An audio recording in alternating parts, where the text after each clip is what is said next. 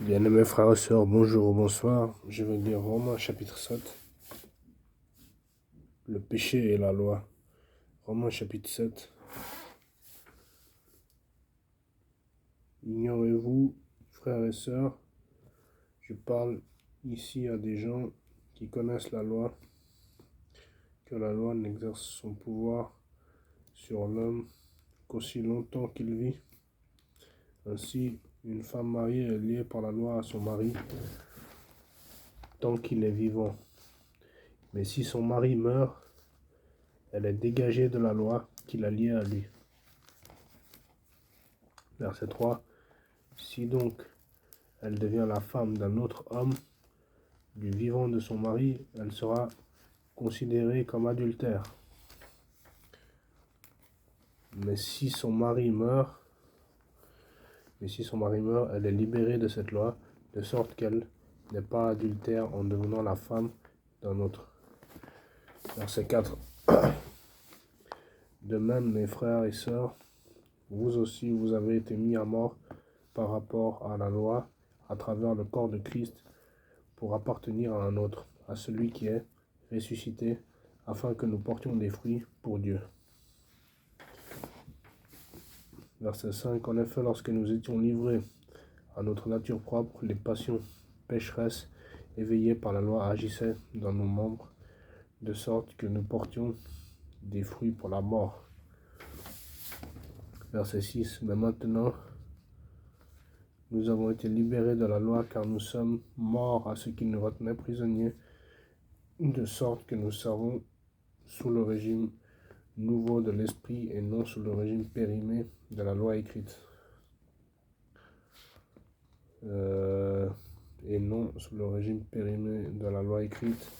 Verset 7. Que dirons-nous donc? La loi est-elle péché? Certainement pas. Mais je n'ai connu le péché que par l'intermédiaire de la loi. En effet, je n'aurais pas su ce qu'est la convoitise si la loi n'avait pas dit « tu ne convoiteras pas ». Verset 8. Saisissant l'occasion offerte par ce commandement, le péché a produit en moi toutes sortes de désirs.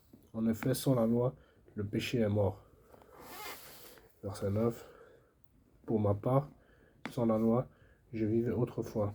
Mais quand le commandement est venu, le péché a repris vie en moi, et moi je suis mort. Verset 10. Il s'est trouvé que le commandement qui devait conduire à la vie m'a conduit à la mort. Verset 11. En effet, le péché, saisissant l'occasion offerte par le commandement, m'a trompé et par lui m'a donné la mort. Verset 12. Ainsi donc, la loi est sainte et le commandement est saint, juste et bon.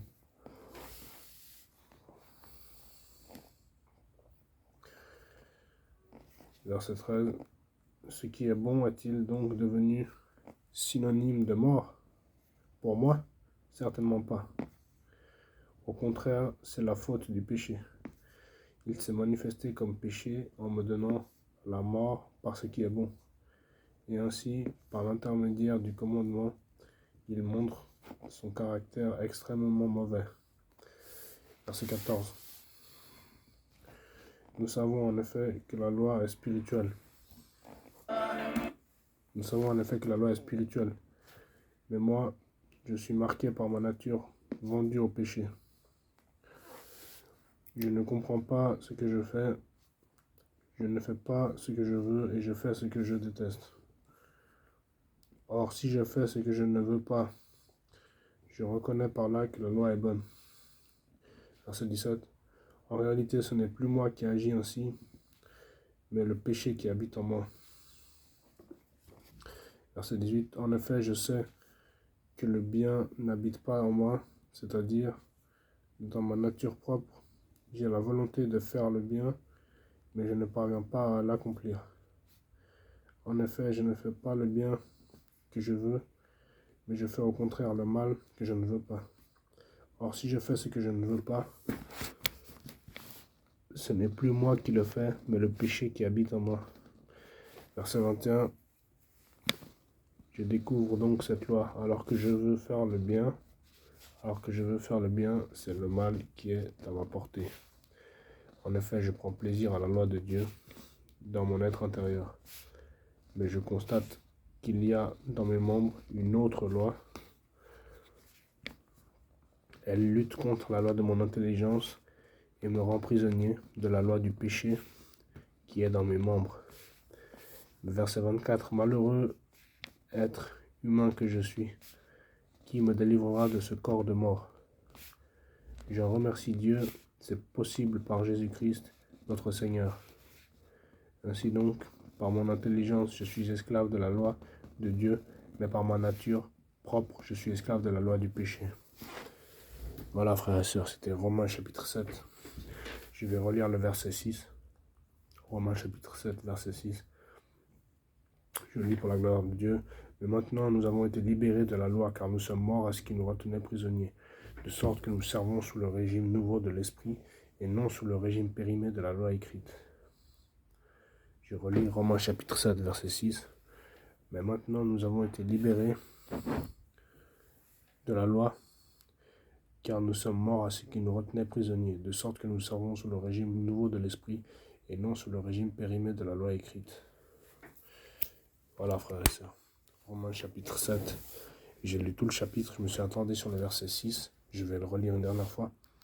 Romains chapitre 7, verset 6. Mais maintenant nous avons été libérés de la loi, car nous sommes morts à ceux qui nous retenaient prisonniers, de sorte que nous servons sous le régime nouveau de l'esprit, et non sous le régime périmé de la loi écrite.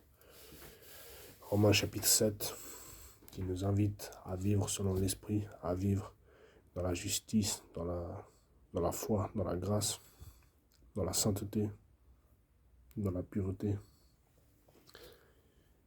dans la foi en Jésus-Christ, par le Saint-Esprit, par la loi, sous le régime nouveau de l'Esprit, comme il dit au verset 6, sous le régime nouveau de l'Esprit Saint. Que Dieu nous aide, il nous fortifie, il nous conduise, il nous bénisse, il nous protège, qu'il nous guide vers la victoire, vers la vie éternelle, par son Saint-Esprit. C'est possible en Jésus-Christ. Amen. Que Dieu nous bénisse et nous conduise et nous protège. Ciao. Bonjour ou bonsoir à tous.